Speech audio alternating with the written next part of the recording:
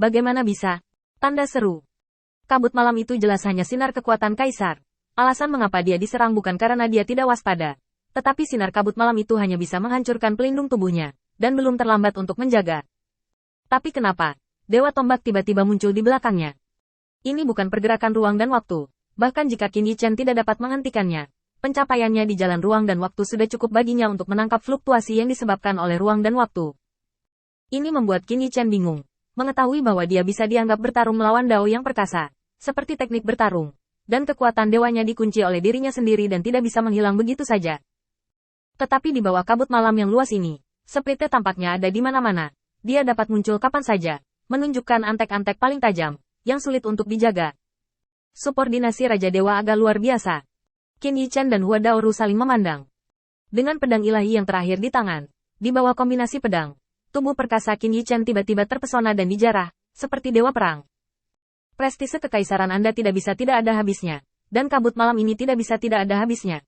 Tidak peduli berapa banyak, Anda bisa membunuh semuanya. Pedang Qin Yichen mungkin lebih ganas, dan kali ini, dia bahkan mengangkangi pedang Wukong tepat di pinggangnya. Jika ada hal semacam itu, Anda akan terus menyerang, dan lihat apakah serangan diam-diam Anda cepat, atau pedang saya cepat. Dalam kabut malam yang luas, bayangan pedang, lampu, dan pedang mencolok dan horizontal. Dan dari waktu ke waktu ada auman seperti binatang buas, yang cukup untuk membuat semua makhluk hidup merasa bahwa ada hantu yang sangat kejam yang tersembunyi di malam hari. Dan mereka tidak berani menginjakan kaki. Namun, Putri Wenxing tampak sangat mengesankan di matanya. Dengan pistol di tangannya, dia merasa bahwa dia harus menjadi yang paling kuat jika dia bekerja sama dengan Kayu. Kayu, aku akan membantumu. Jangan, 2 lawan 1 tidak apa-apa, aku tidak punya kesempatan untuk menang 2 lawan 2. 2 lawan 2? Putri Wenxing terkejut. Jika dia bergegas ke Yewu untuk membantu, itu harus 3 lawan 1.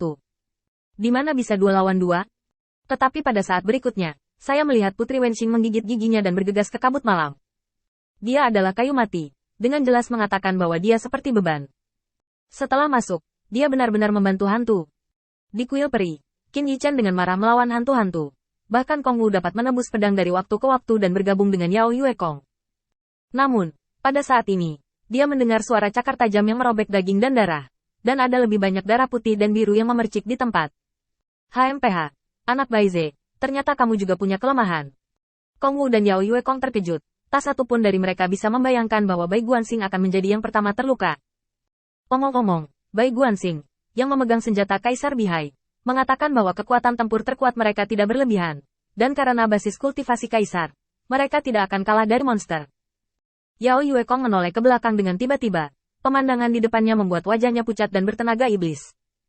Saya tidak tahu kapan, saudara pengamat bintang memegang artefak kekaisaran Bihai, dan tombak itu seperti naga biru yang pergi ke laut, menusuk alisian, seolah-olah akan menghancurkan topengnya. Pukulan ini jelas merupakan keuntungan dari Brother Stargazer, Yao Yue Kong tahu.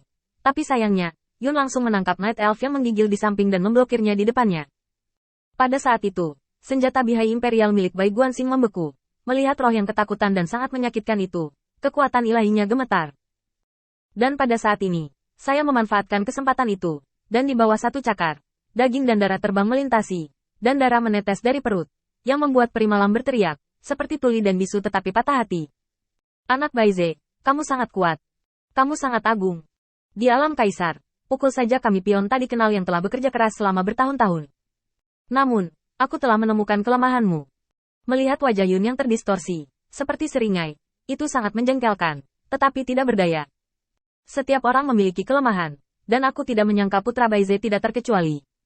Berjuang. Menusuk. Kamu hanya tidak peduli tentang hidup dan mati orang-orang ini. Mengalahkan kami anak-anak kecil. Itu seharusnya mudah. Tapi biarkan aku memikirkannya.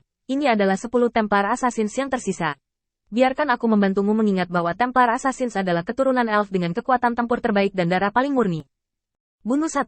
Kurangi 1. Ada berapa elf di dunia ini? Tanda seru. Mata Dewa Qin Yichen seperti cahaya, dan lubangnya seperti menonton api. Dia juga memperhatikan situasi di sisi Bai Guanxing. Dia tidak hanya melihat sarkasme, tetapi juga lidah panjang, menjilati leher giok peri malam, menjijikkan. Biarkan dia pergi. Nenek moyang bayi berdarah tersipu, dengan rambut acak-acakan, seperti bayi darah yang datang ke dunia, dan akan memicu lautan darah, bah. Tidak heran kalian berempat digunakan di dunia untuk menggambarkan mereka tikus jahat. Aku benar-benar tidak salah padamu. Monster-monster itu memiliki kekuatan magisnya sendiri, yang bisa merayu makhluk hidup. Sedangkan monster-monster itu seperti mempermainkan hati manusia, mengendalikan kelemahannya, membuat orang sebal tapi tak berdaya, dan akhirnya menjadi monster malam yang menakutkan. Melihat penampilan yang dianiaya, dia menggelengkan kepalanya lagi dan lagi. Ini tidak benar. Ini adalah Putra Baize.